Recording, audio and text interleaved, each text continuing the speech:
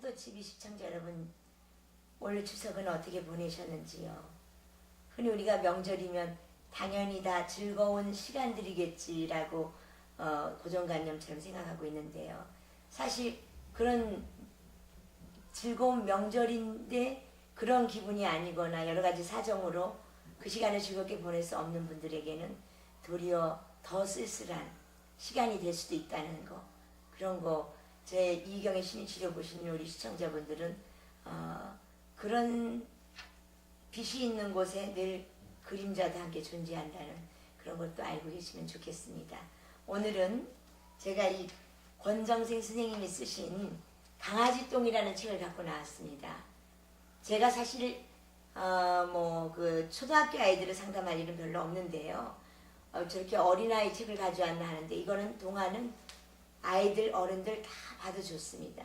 그럼 저는 이것을 과연 그냥 문학 서적으로도 뛰어난 책이지만 어떻게 독서 치료적, 즉 독서 치료로의 어떤 그 재료로 이 책을 갖고 나왔다고 말씀을 드리면, 어떻게 보면 이 권정생 선생님이 이 책을 쓰기 전까지는 모든 동화가 왕자님, 공주님, 주로 이렇게 말하자면 우리가 꿈에나 그리는 신분이 높은 사람들에 대한 이야기였고, 거의 그들의 어떤 행복하냐고, 우리가 도저히 참 손에 잡을 수 없는 어떤 그런 행복한 삶을 누리는 것을 보통 주제로 많이 삼았다면요, 이 책에서부터는 보잘것없고 못났고 하는 것들에 대한 새로운 가치 부여랄까, 새로운 프레임을 갖게 해준 동화책이라고 생각이 되어서 제가 가지고 나왔습니다. 근데 제가 이걸 그 치료실에서 재료로 쓰게 된 동기는, 사실 여기 앞에 조각이 있는데요.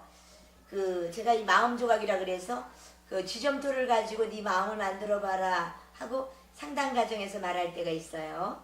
그럴 때 그 내담자는 이걸 만들었어요. 그래서 제가 이게 뭐냐 그랬더니 강아지똥이라고 그랬어요. 그 아이가 강아지똥.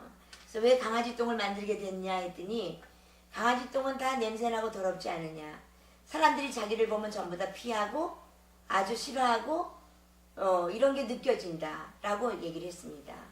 그래서 사실 이 아이 베이스를 말하면 아버지 어머니 현재 이혼 중이고요. 어머님은 좀 다혈질에다가 굉장히 그 must be, should be, 뭐뭐 해야만 된다 라는 그런 강한 어조로 말씀하시는 분이세요. 그래서 사실은 아버님하고 이혼하기 전에는 아이를 일방적으로 끌어서 열심히 공부를 시킨, 강제로 그냥 고무줄을 당기듯이 이렇게 시켜서, 사실 초등학교나 중학교 저학년 때까지는 성적이 아주 좋았어요. 근데 나중에 이제 중학교 고학년이 되고 또 가정에 환경적 변화가 있고 하니까 성적이 급격히 하락하고, 지금은 품행장애 아동의 행동을 보입니다. 거의 스님들한테 대들고 수업 시간에 엎드려 자거나 친구들과 장난치거나 학교에 무단결석, 무단조퇴를 밥 먹듯이 합니다.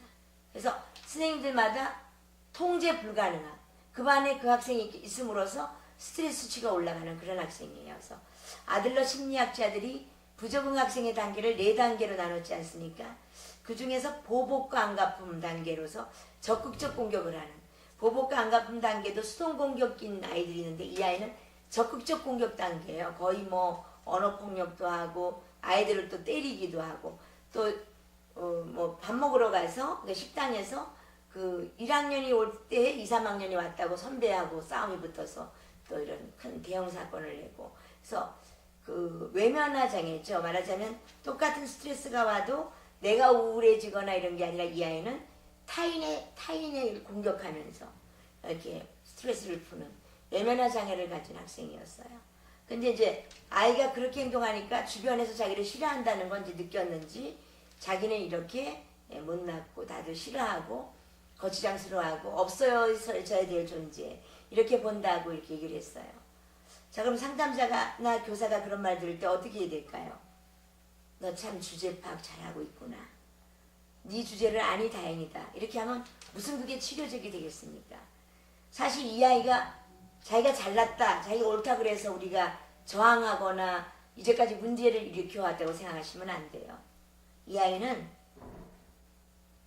열등감도 많고 자기 괴로움을 그런 방식으로 해소하려고 했던 거죠. 그런 내적 긴장을 좋지 않은 방법으로 해소하려고 한 것이지, 결코 지금 자기 행동이 정상 행동이다 라고 생각하고 있지는 않다는 겁니다. 그건 굉장히 희망적이에요. 어쨌든 도덕적 중고틀은 있는 거잖아요. 제가 그 회기에 상담을 마치고 바로 서점에 뛰어가서 이 책을 샀습니다. 마침 강아지 똥을 만들었길래. 제가 이 책을 왜 샀는지 아십니까? 이 책을 읽어보신 시청자 여러분께서는 이해를 하실 겁니다. 왜냐면 권정생님께서는 강아지 똥을 보고 아우 더러워 하고 피해가는 것이 아니라 그 강아지 똥이 이 땅에 있어야 될 이유를 발견해내셨어요. 이 책에서. 흰둥이 한 마리가 똥을 누잖아요. 근데 이제 막 그 참새는 날라와서 너는 제일 더럽고 똥 중에서 제일 나쁜 개똥이라 그러면서 안 그래도 우울한 그 강아지 똥에 뛰어가지고 더 확인시켜주죠. 그래서 우리도 삶 속에서 그런 사람 만나게 돼요. 내가 힘들거나 좌절할 때 용기를 주기보다 와서 한 번 더 바른 사람이 있죠. 그래서 우리가 그런 사람 되려고 이 방송을 들으시는 건 아니고요. 그래서 저도 이제 이 책을 사가지고 와서 그 학생의 그 다음 회기에 읽히게 했어요. 그리고 소감을 물었더니 아이가 반성적 사고나 좀 그 감성지수가 낮은 아이였는데, 원래 외면화 장애 아이들이 그렇지 않습니까? 감성적이거나 이런 아이가 아닌데도 굉장히 감동한 얼굴이더라고요. 왜냐면 저번 회기에 자기가 강아지 똥이다, 난 보잘것없고 냄새나 사람들이 다 싫어한다 그랬는데 제가 아무런 설교를 하지 않았지만 그 아이에게 논박을 하게 된 거죠. 독서치료는 인지치료 중에 하나입니다. 그래서 인지치료라는 게 뭐냐면 내담자가 비합리적 사고를 갖고 있으면, 즉 나는 강아지 똥이고 그래서 이렇게 문제를 일으킬 수밖에 없고 나는 이렇게 무가치한 존재다라고 했을 때 잘 알고 있네 라고 그 아이가 우울한 걸 더 인정하면 무슨 치료가 되겠어요. 그러니까 그렇지 않다는 걸 보이는 것을 설교나 비난을 하면 아이가 더 움츠려들죠. 그때 제가 아무런 설교나 비난을 하지 않았지만 이 책을 통해서 강아지 똥이 쓸모없고 사람들이 싫어하는 것만이 아니라는 것을 조용히 말없이 보여준 거죠.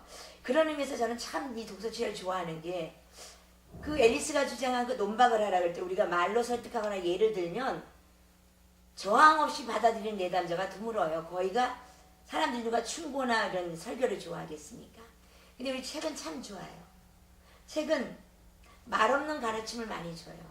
그래서 우리로 하여금 그동안에 갖고 있던 소극적인 생각이나 비합리적 생각을 확장시키거나 바꾸어주죠.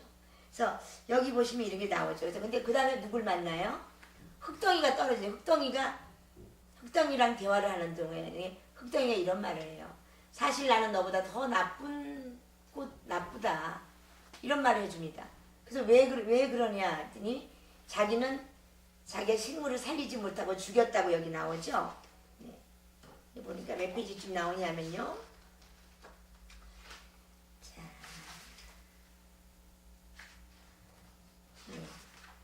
페이지는 안 나오는데 이쪽 장면이군요. 이 페이지의 장면에 자, 뭐가 나오냐면 자기가 가뭄에 자기가 아기 고추를 이렇게 안고 있었대요. 흑덩이가 아기 고추가 자기 땅에 심어진 거죠.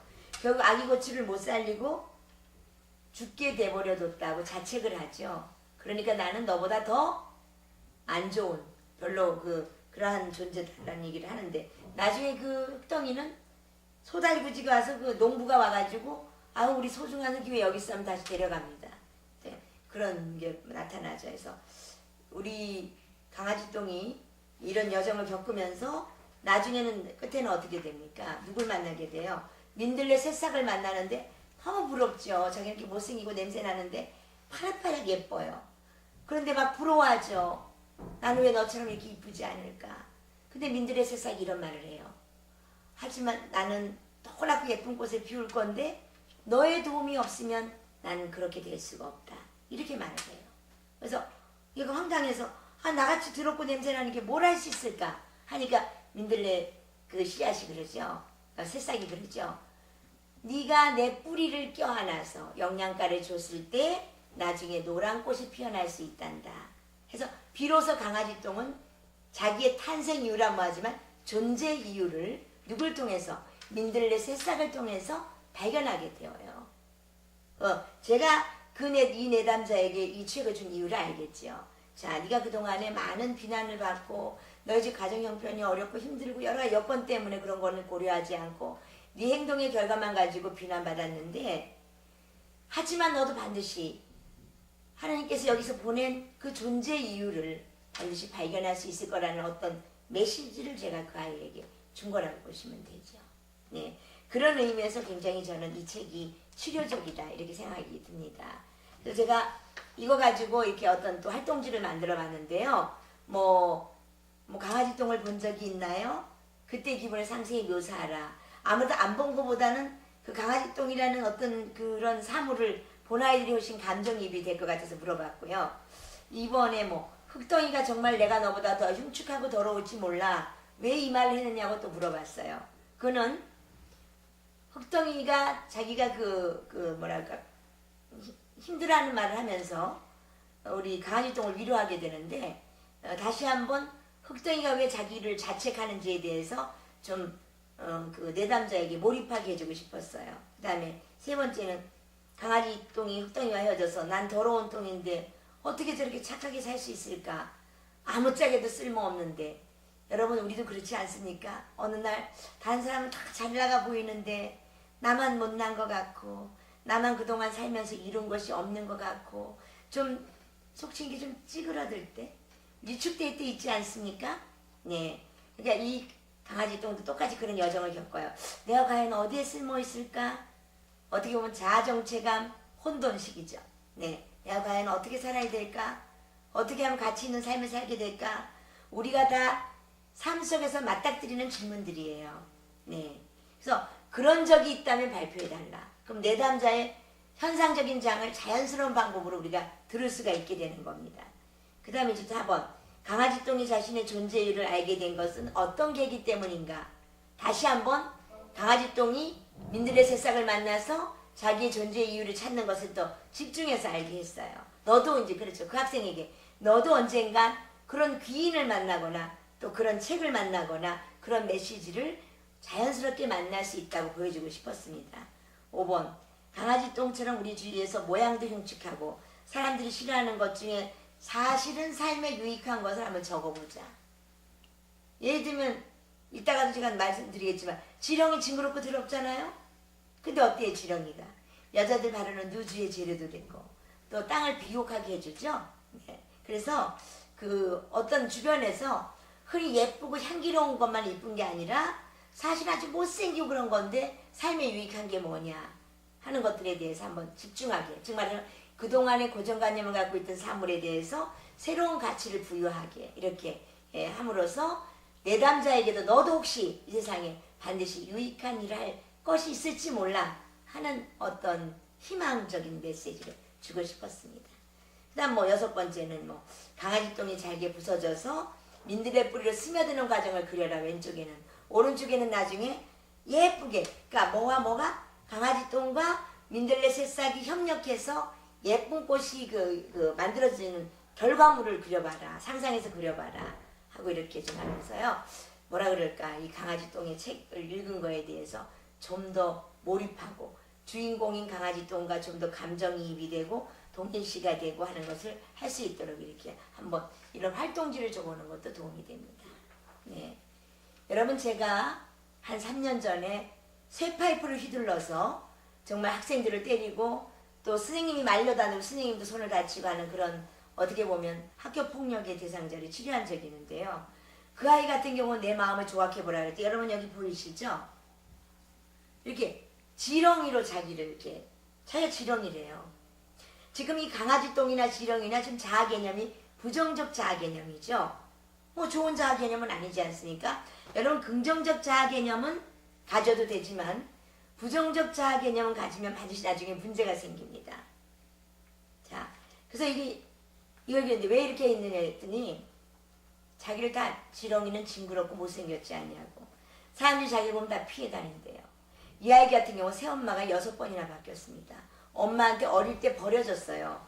아버지가 이 아이의 동생 임신했을 때 수집 여자랑 이거 어떻게 외도를 바람을 폈다고 그냥 그 아이 낳자마자 이 자식 네가 키우라고 버리고 갔기 때문에 동생과 이 아이가 세트로 버려지게 된 거죠.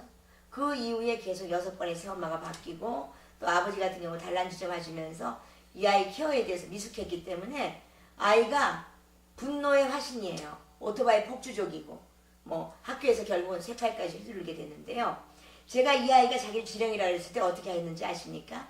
아, 주제 파악 정말 잘하는구나. 그러지 않았습니다. 조용히 제 컴퓨터에 앉아서 네이버 지식 검색을 치라 그랬어요. 그리고 지렁이를 치라 그랬어요. 여러분, 시청자 여러분 중에는 제가 왜 그랬는지 지금 감을 잡는 분이 계실 텐데요. 제가 사실 지렁이는 그런 인물이 아니야.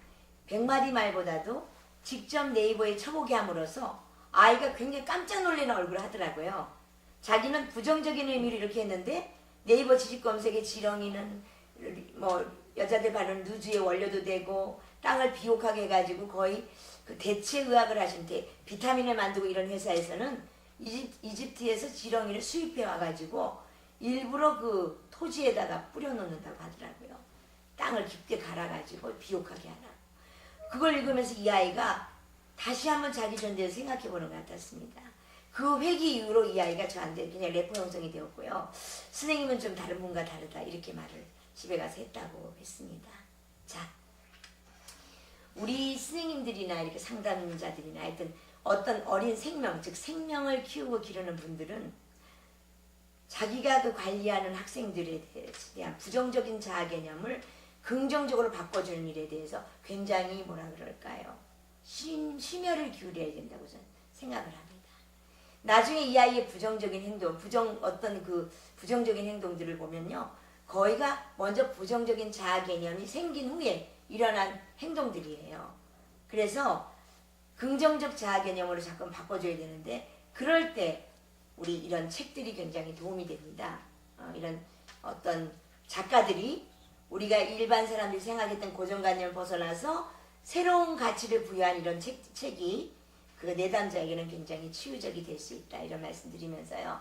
실제로 이렇게 일상생활에서 긍정적인 자아 개념을 가진 아이들은 굉장히 행복감이 얼굴에 넘치고 벌써요. 사람들이 자기를 그냥 좋아할 거라고 생각합니다. 우호적인 저 그러니까. 그리고 친구들이 많고요. 능력 발휘를 마음대로 할 수 있고요. 그리고 사랑과 친절을 많이 보여주고 또 새로운 일을 뭐 실패를 두려워하지 않고 시도하게 되고요. 근데 이제 부정적인 자아 개념을 가진 학생들은 어떠냐? 그냥 위축되고 소극적이 되고요. 그래서 지나친 수줍음 때문에 용기를 내지 못할 뿐 아니라 또 지나치게 주목받기 위해서 쇼맨십을 부리다 보니까 지적을 많이 받게 돼요.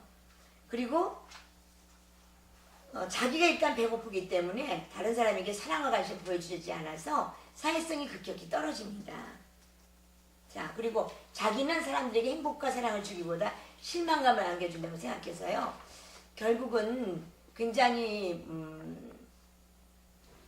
효율 있는, 그러니까 말하자면 본인이 벤치로 태어났다 하더라도 이런 부정적인 자아 개념을 가진 사람은 그 제대로 된 기능을 내지 못해요. 왜냐하면 거기에다가 쓸데없는 잡념, 그러니까 뭐 쓸데없는 쓰레기를 벤치에 실은 것과 같은 효과를 내죠. 그래서 본인이 갖고 있는 생리적인 가치를 극대화할 수 없다는 단점이 있습니다. 그래서 혹시 파더TV 시청자 여러분, 가정에서 혹시 아이가 위축되어서 자신감이 없거나 또는 우리 학교 선생님들 반에서 자신감이 부족해서 위축된 아이들에게 이런 책을 읽히면서 너도 인생에서 어떤 중요한 의미를 갖는 일을 할 수 있는 사람이라는 거, 중요한 존재라는 어떤 메시지를 주시면 아이가 아마 그 가뭄에 마치 비를 맞은 것처럼 가뭄에 속에서 막 타들어가던 식물이 비를 맞아서 다시 생기를 얻는 것처럼 아이들이 회복될 것입니다. 네, 이상입니다. 다음 회기에 뵙겠습니다. 안녕히 계십시오.